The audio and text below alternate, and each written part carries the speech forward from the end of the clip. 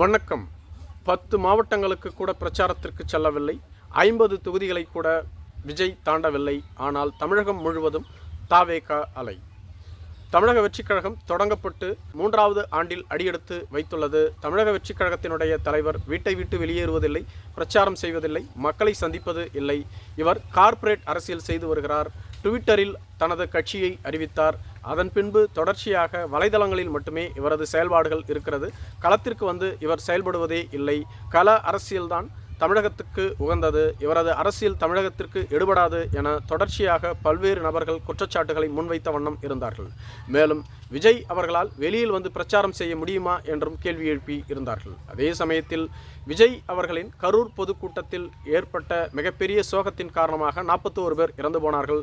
இதனால் விஜய் அவர்கள் எங்கு சென்றாலும் கட்டுப்பாடு கடுமையாக விதிக்கப்பட்டது. கூட்டம் கூடுவதை தவிர்ப்பதற்காக QR கோட் ஸ்கேனிங் மற்றும் குறிப்பிட்ட அளவு மட்டுமே கூட்டத்தை கூட்ட வேண்டும் என கெடுபிடிகள் விதிக்கப்பட்டிருந்தது.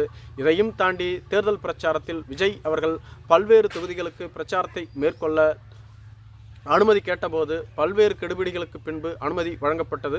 ஒரு சில தொகுதிகளுக்கு மட்டுமே அவரால் செல்ல முடிந்தது. ஒரு சில மாவட்ட தலைநகரங்களுக்கு மட்டுமே அவரால் பிரச்சாரம் மேற்கொள்ளப்பட்டது. ஏன், அவர் போட்டியிட்ட பெரம்பூர் சட்டப்பேரவை தொகுதியிலேயே 2 நாள் மட்டுமே பிரச்சாரம் செய்தார். இதேபோன்று திருச்சி கிழக்கு தொகுதியிலும் அவர் போட்டியிட்டார். அந்த தொகுதியிலும் வேட்புமனு தாக்கல் செய்ய 1 நாள் சென்றிருந்தார். அவ்வளவுதான். மேலும் VIP வேட்பாளர்களாக தவேகவில் அறியப்பட்ட செங்கோட்டையன், சத்யபாமா, JCT பிரபாகர், மரிய வில்சன், ஆதவ் அர்ஜுனா, புசி ஆனந்த் போன்றவர்கள் போட்டியிடக்கூடிய தொகுதிகளுக்கு கூட அவரால் செல்ல முடியவில்லை. ஒரு சில மாவட்டங்களினுடைய தலைநகரங்களுக்கு மட்டுமே அவரால் சென்று பிரச்சாரம் மேற்கொள்ளப்பட்டது.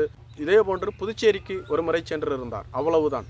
இப்படி 10 மாவட்டங்களில் கூட விஜயால் பிரச்சாரம் செய்ய முடியவில்லை. மேலும் 50 தொகுதிகளுக்கு கூட அவர்களால் பிரச்சாரத்தை மேற்கொள்ள முடியவில்லை. ஆனால் முதலமைச்சர் மு.க. ஸ்டாலின் அவர்கள் ஏறக்குறைய உதயநிதியும் அவரும் சேர்த்து 164 தொகுதிகளுக்கு மேல் பிரச்சாரத்தை மேற்கொண்டிருக்கிறார்கள்.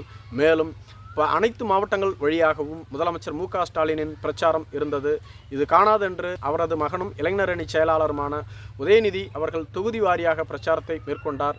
மேலும் அவர்களுக்கு கூட்டணி கட்சியின் தலைவர்களும் தொகுதி முழுக்க பிரச்சாரங்களை செய்து கொண்டிருந்தார்கள். இப்படி திமுகவிற்கு நட்சத்திர பட்டாளங்களும் பிரச்சாரத்திற்கு சென்றிருந்தார்கள்.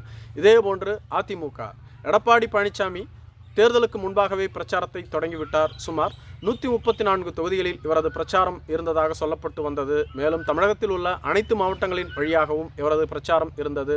தேர்தல் சமயத்திலும் கடுமையான பிரச்சாரங்களை மேற்கொண்டிருந்தார். மேலும் அதிமுகவும் ஒரு வலிமையான கூட்டணியை உருவாக்கி இருந்ததால் அதிமுக கூட்டணியில் உள்ள இதர கட்சி தலைவர்களும் பல்வேறு பகுதிகளில் பிரச்சாரத்தை மேற்கொண்டார்கள்.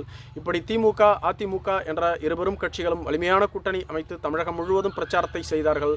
ஆனால் விஜய் குறிப்பிட்டது போன்று குறிப்பிட்ட பகுதிகளில் மட்டுமே பிரச்சாரத்தை மேற்கொண்டார். ஆனால் இந்த இருவரும் கட்சிகளை தாண்டி தமிழகம் முழுவதும் விஜய் என்ற ஒற்றை வார்த்தை மட்டுமே மந்திரம் போன்று ஒலித்து கொண்டிருக்கிறது. தமிழகத்தில் உள்ள 234 தொகுதிகளிலும் விஜய்க்கு என்று தனித்து செல்வாக்கு இருக்கிறது. விஜயகாந்த், கமலஹாசன் என பலர் அரசியலுக்கு வந்தாலும் கூட அவர்களை விஞ்சிய கூட்டம் இவருக்கு இருக்கிறது. மிகப்பெரிய மாற்றத்தை விஜய் அவர்கள் ஏற்படுத்துவார், வாக்குகளை பெறுவார். மேலும் குறிப்பிட்ட தொகுதிகளில் அவரால் வெற்றி பெற முடியும் என்றும் சொல்லப்பட்டு வருகிறது. நன்றி.